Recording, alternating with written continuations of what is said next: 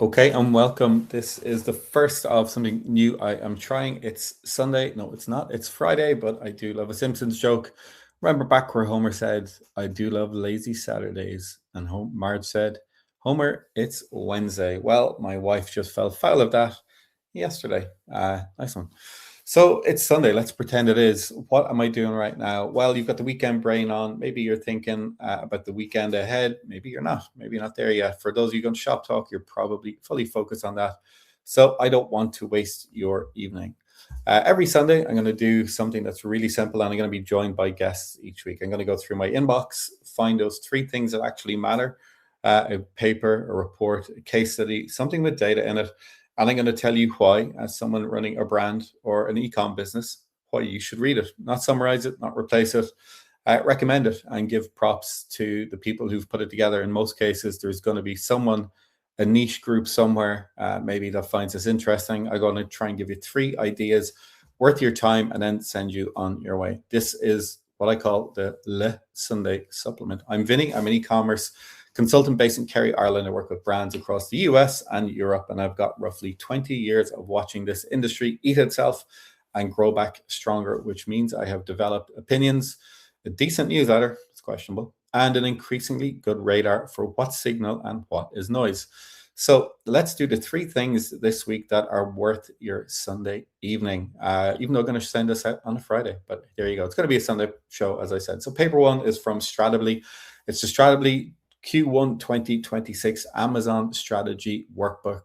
It's titled then The Data Your Amazon Lead Needs Q2 Before It Eats Them Alive. So I'm going to share some of the data with you because this is a meaty one.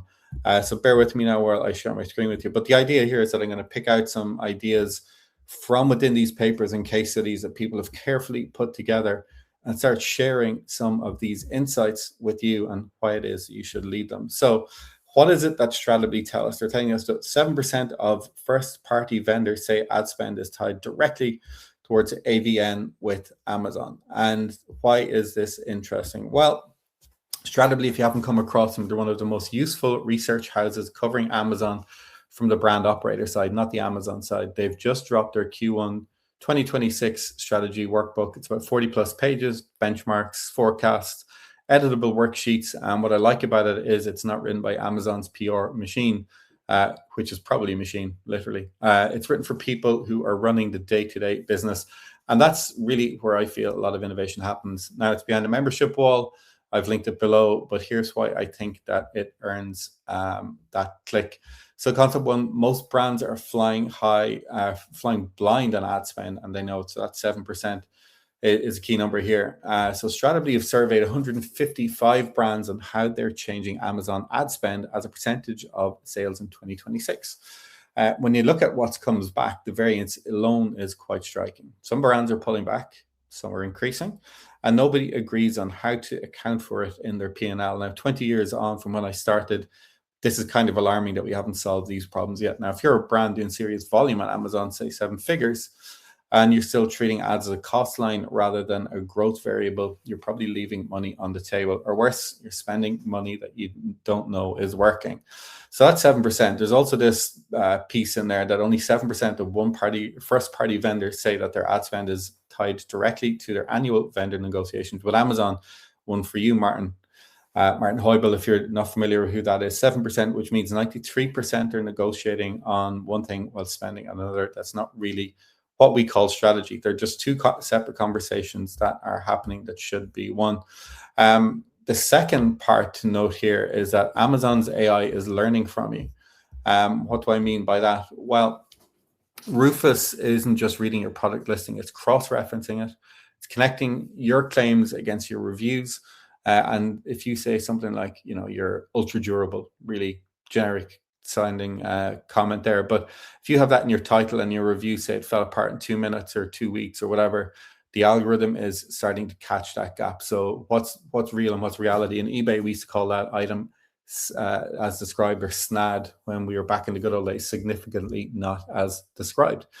So they're using AI to close the gaps in these sort of things, which is kind of interesting because it's going to start forcing us to be honest about the things that we do, which is not a bad thing. So it's going to clean up some of those listings as well. So if you are a D2C brand and you're selling on Amazon, it's going to be clear for your team, put together the brief for your content guys or girls to say, get this right. It's something we really need to focus in on. And one of the other things, when you think about all the great things that LLMs can do, it's starting to pull in all this contextual data. You hear a lot about that over the months and years ahead. That means some of the data that you have out there that you may not know that you own. So conversations that you've had in public and in private, they can all form part of the sort of the contextual data that you're building into your listings. And then there's going to be a regulatory aspect as well. Regulatory, I'm speaking really, really quickly. So for my EU audience, this matters more than ever, that if you're trying to scale into the US via Amazon, your localized content might be technically accurate, but misaligned how US customers describe the problem that your product solves. So nuance is going to become even more interesting. And that's another gap that Rufus is going to find for us. The third part in this paper that I thought was interesting is the analytics gap. So if I go in here, this was the analytics gap here. Yeah, so we have basic reporting, some custom dashboards connected across multi-channels, and we've got predictive and advanced analytics. So most brands are not using the data that they already have access to. So Stratably measured tracked analytics maturity across 103 consumer brands, and their key takeaway: well, most brands are not using that data that they already have access to, not because they're lazy, but because no one's connected the dots between sales, advertising, and operational data. The tail does wag the dog, as they might say. So if you're a brand operator and you don't have a single point of view in your Amazon business, one place where revenue, ad spend, margin, and content performance all sit together, this is your fire drill. This workbook has an actual worksheet for it, so you can go in and actually play around with it. You can manipulate it, make it work for your own business, or make it shine a mirror up into your face. And that's not a comfortable place to be. But the numbers are quite striking here. So most people are using basic reporting only. 41% of people, or at least the highest ranked on this one. Then we have some are using custom dashboards. This, to me, doesn't necessarily make sense because we had a lot of raw data already in Amazon, but with this being exposed into other attribution tools, maybe is what they're using. And then we've got connected data across some channels. So we really have to start digging in and seeing, why are we not using more data? And it's interesting, in all the years I've been using tools and reports, Amazon and eBay data and marketplace data has always been separate and has always been an additional charge, rather than it being this one place that you can gather all of the information that you need. That you can gather your operational metrics, your customer support details. You can capture your Shopify revenue, wherever that's coming from. But if you go to those external platforms, and in many cases because they weren't always available, but they are now, it's more readily available. You should be able to get that cross-channel look at your business, and then to start saying where you can pull those levers, be they operational or otherwise. So there you go. That was the Stratably report. There's always something amazing in there. They do great interviews as well. They have great podcast channels. So it's really worth taking time. That was one of the ones that caught my eye. And Amazon and marketplaces being so important right now in terms of growth for businesses, I think it's a good one to have a look at. Up next, it is the Robin report, and they're talking about TikTok predicting sales. Now, the Robin report is something I've been following for quite some time. It's one of those daily pods, those daily emails that I get every single day, and they always put in some really, really interesting information to try and get you to kind of tune in. And because it's daily, they're constantly like sourcing news and bringing really interesting things. They always have good guests on to their podcast as well, so you can like either read it or you can listen to it, and I think it's really, really helpful. So the Robin report is a little bit shorter because it's that daily snapshot. So I want you to kind of get a full weight of what this report is actually saying. So they published a piece this week by Alex Nisenson about, it was titled "How TikTok Shop Predicts Sales." The headline finding is this: that 9-figure beauty brands, that's 100 million plus in annual revenues, saw double-digit growth in brick and mortar sales that was tied directly to their TikTok shop activity. Now, let that sink in for a minute. That's 100 million plus in annual revenues, saw double-digit growth in brick and mortar that was directly linked to TikTok shop activity. Really, really interesting. So this is not their TikTok shop sales, physical retail sales. So that's what they are calling the halo effect. So you can see here some of the findings. I use Claude to pull all this together for me. because I'm incredibly lazy. Doesn't mean I don't second guess these things, but I thought for this, it would be nice to have some sort of a visual sitting beside me so you can see the data that is there. So they found that the 9-figure beauty brand saw that double-digit growth. We can see 3 brands that are mentioned: Elf, Rare Beauty, and NYX Professional Makeup. You can see Elf in particular, 76% increase in sales year on year. Elf have been one of those brands that are really interesting to watch. Consistent growth quarter on quarter. They are early adopters in the channels that seem to make sense for them, depending on where their customers are. They're not chest beaters. They'll go and they'll make noise in the right areas, and they seem to maneuver their way through channel adoption really, really well. And beauty is a category that more than most seems to understand its own space. And I've got this theory that I can't really articulate now, but I'll try to. I think that the best brand owners in beauty understand their space that they occupy so well, that all of the things they do from a brand building perspective are really natural to them. So they know where their community are, they know how they talk to them, they know what they don't like, they know what they love, they know what's relevant to them, and they know what's not. So they really get that brand building piece right. Whereas if you get someone who decides they think they see a gap in an apparel market and they're from an accounting background, or someone that just feels like they're trying to fill this gap, you don't get that same understanding of who that brand is or what it is they're trying to do. So I think there's this really interesting space that the best beauty brand operators occupy because of their inherent love of the thing that they do, or their inherent knowledge of those things that they do as well. I just think that they're really, really smart in those areas too. So when it comes to the rest of the reports of why else should you be thinking about this? The mechanism is the same when you're looking at other channels that you should be getting into. So if you're a brand that doesn't sell beauty products and you're not in this category, the mechanism is still the same for you. Social commerce activity on TikTok is now a leading indicator of growth. Everywhere you look, it's one of those places that people are getting to. Live shopping in the US is becoming something that we didn't think it would. Whatnot now accounts for, I think it's about $6 billion in annualized revenue in the US market, which is not something we would have thought of last year. That's a whole marketplace by itself. It can stand on its own 2 feet. It's not growing. So if you're a D2C brand and you're in the home, fashion, fitness, or any of those space, anything with a kind of, how do you describe it, a visually demonstrable product, TikTok Shop is a canary for you. It's the canary in the mine thing. If it dies, you're not going to lose too much sleep over it, but you've tried it. And maybe it's the way that you start thinking, how do I do TikTok content? Because it's not as hi-fi as we might think. It's kind of pitched as more lo-fi, more natural. I've seen it work on eBay as well. I spent hours and hours and hours on TikTok or on eBay Live. It was the single best representation of what eBay is in a modern context. People in their warehouse showing their products, getting it to sell them. People were bidding on them in real time. There were sales happening. It was just remarkable. It was just the best representation of what eBay is today.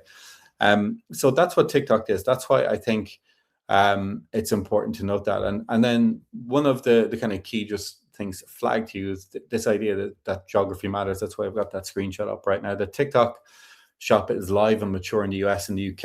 It's also here in the Republic of Ireland, where it's struggling a little bit more in terms of numbers, but I think that's to do with our market size and population size, and we're importers by our nature. So we see these brands everywhere else. We may be looking for something different when it comes to our TikTok Shop. But if you're a European brand operator, watch this as well. Watch for the growth of it. They've tested in Spain and Belgium, I think, as well, are 2 of the other countries. So if you do have a window, go have a look. That halo effect is coming to your market. The brands that are building on TikTok, even the ones in the US and UK, are building this muscle. And that's the idea. I was chatting with a senior director of Nike this morning. He talked about this idea of muscle memory and building various muscles for your business. This is one of those things that I think it's coming to mainland Europe. You're not too late. Don't worry. You're going to be early. So don't waste this opportunity when it does come. Paper 3, and we're almost there. This Sunday supplement won't just be me talking in the future. It's going to be other people too, which means you're going to bring different perspectives, different things that they notice. And I think, as I said, what I'm trying to do is get to that point where I'm telling you as category operators and owners where to talk about. Paper 3, the other thing I noticed this week was from Acadia. The piece that I focus on was taming the organic wild. Part 2. Your Amazon product page is lying to an AI, and the AI has the receipts. And I thought, again, Acadia are one of those agencies that are producing incredible data for years and years now. They are such a big authority on the space that it's unwise not to listen and read to them on a more frequent basis. This one from Arcadia, they're a performance marketing agency, as I said, out of Atlanta. And it's part 2 of a series on organic strategy on Amazon in the AI era, which we are now just embarking on. So they kind of publish an academic paper. It's more like a practitioner briefing, I guess. But the operational insight in here is really, really sharp, and it is better than most of the research reports that I see. So the frame that they're looking through is Amazon's organic ranking, the position your product shows up without you paying for it. It's a really important piece. It was where the early Amazon operators all earned their salt. It's where a lot of sweat went into as well. So it used to be driven by keyword optimization, stuff the titles, stuff the bullets, rank high, job done. We've seen that the listings look awful, but they sell really, really well. That world, thankfully, has gone. So I want to have a look at click-through rate, conversion rate, and impression share. These are the 3 things that will determine your revenue and your ranking. You can't optimize one in isolation. That old keyword stuffing is done. So what drives each? CTR is 1 on mobile. CVR is 1 on trust. So again, go back to this idea of trust, and we heard about it a little bit earlier. That consistency between listing claims and customer service reviews, Rufus is reading those as well. So again, it's good to see the reciprocity of this kind of information appearing on multiple reports. And I heard that word being used on a new podcast this week, and they said, I bet you can't get the word reciprocity into your podcast. There you go. I've done it. It didn't take me long. It took me 15 minutes or so. But the framework says that organic success is now driven by these 3 interdependent metrics: CVR, CTR, and impression share. And these 3 together are determining your revenue and your ranking. So I think it's something that we should be paying attention to. Now, how you get there, and another thing to consider is what's good or bad. So most of your customers are probably on mobile. So first image is always going to be your hook. If your product is on a white background shot of your product floating in space, and your competitor has a lifestyle image that shows, something that is a little bit more ethereal, let's say, that answers the buyer question in the first 3 seconds, you're probably losing. So that old pack shot idea is something that is changing as well. And for small brands, especially Irish and European brands entering the US market, that is something that your creative director is going to need as part of that brief. And thankfully, some tools are now helping us do that. So it's not about beautiful photography. It's about answering the question before the customer sets out to ask you to do it. So you can see here, we have the launch. We've got first 90 days. We've got 6 months. This is the time frame for building the systems you need to win on Amazon. So that second part of it, your reputation being a ranking signal to you, we've already talked a little bit about that, so I'm not going to harp on that too much. And then it's the things you think of, like, is this easy to assemble? Can I put it together? Does it need batteries? Is there 12 items in the box, or is there only 1?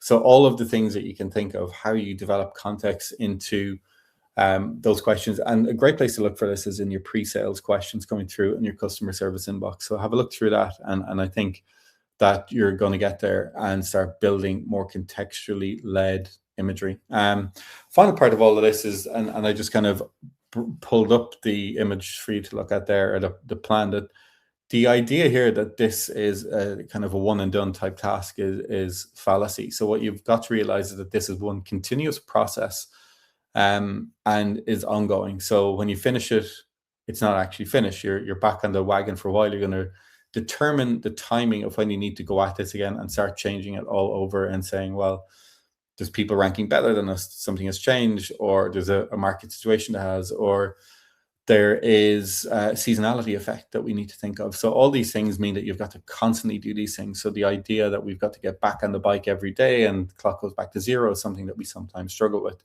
But that is the job, folks. That is what we are here to do. So that was it, really. That is your first Sunday supplement. This is a pilot episode that I wanted to put together to give you the idea of what it is that I am trying to create. So just to recap on the 3 that I called out this week, and I am grateful to them for constantly putting together great information. And if you want in on this, let me know. Email me at vinny@vinnyandco.com. Drop me a DM on LinkedIn, and I'll happily read the report that you've put together. But the first one, we had Stratedly's Amazon Strategy Workbook. Get your Amazon lead to read it before Q2 planning. Looking at the analytics gap alone is worth the membership to that. The Robin report on TikTok Shop was the second one that I looked at. That was the TikTok Shop halo effect.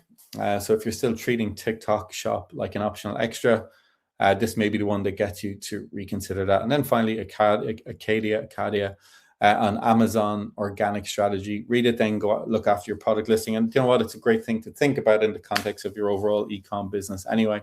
All three links are going to be in the show notes below. I'll be back next Sunday with a guest. You'll be happy to know.